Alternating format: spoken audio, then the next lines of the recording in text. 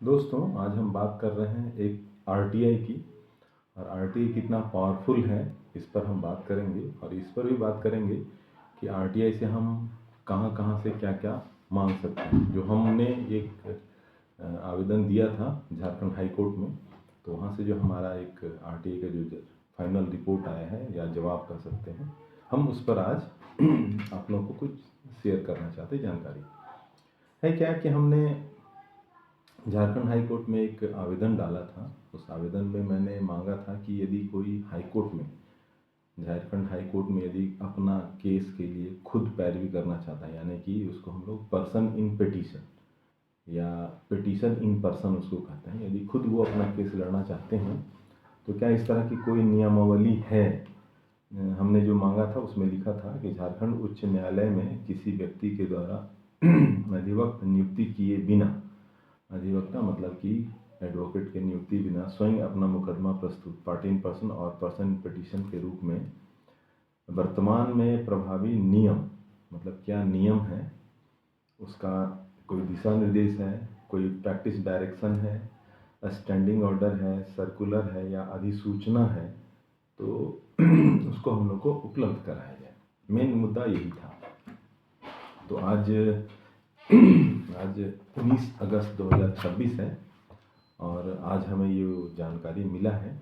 और इसमें जो हमको जानकारी मिला है उसमें लिखा हुआ है कि इस तरह का कोई भी ऑर्डर या दिशा निर्देश नहीं है कि मतलब एक पार्टी इन पर्सन यदि कोई आदमी हाई कोर्ट में जाना चाहते हैं तो उसके लिए कोई गाइडलाइंस है। जैसा गाइडलाइंस एक एडवोकेट के लिए है, सेम वही गाइडलाइंस जो है एक नॉर्मल आदमी के लिए, यानी कि हम और आप कोई भी अपना केस की पैरवी के लिए हाई कोर्ट में फाइल कर सकते हैं, पिटीशन फाइल कर सकते हैं। और उस पिटीशन के माध्यम से फिर हम अपना केस में पैरवी करेंगे। तो लोगों के पास जानकारी नहीं रहने के कारण वो लोग क्या करते हैं ना, एडवोकेट्स के पास जाते हैं। एडवोकेट सारा, क्योंकि एडवोकेट कोर्ट कचहरी में है, सारे लॉ को जानते हैं वो, तो अपना वहाँ पर पैरवी करते हैं।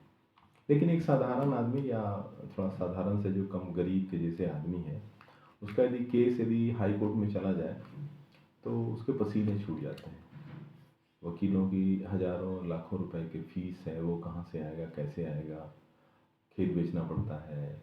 मतलब आप समझिए कि केस और जो कोर्ट कचहरी का जो मामला है, आपने अपने आसपास ये ज़रूर सुना होगा कि कोर्ट कचहरी के चक्कर में उनकी संपत्ति खत्म हो गई, लेकिन केस का फैसला नहीं हुआ। तो वहाँ वकील का फीस है, कोर्ट का कुछ फ़ी है, तो भाग दौड़ है। यदि मान लें कि से हमको वकील को एक से इनकम कुछ नहीं है, लेकिन खर्चा एक्सेस का हो जाता है।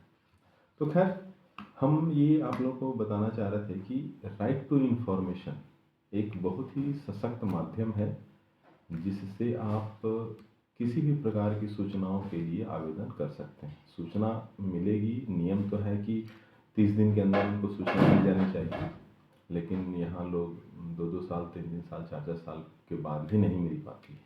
लेकिन यही है कि कंसिस्टेंसी बना करके रखिए और जानिए, अपने नियम कानून को जानिए, राइट टू इन्फॉर्मेशन को जानिए, और उससे आप क्या सही काम, सामाजिक काम कर सकते हैं, आप उसको जानिए। आप देख रहे हैं राइट्स एंड रूल्स। धन्यवाद।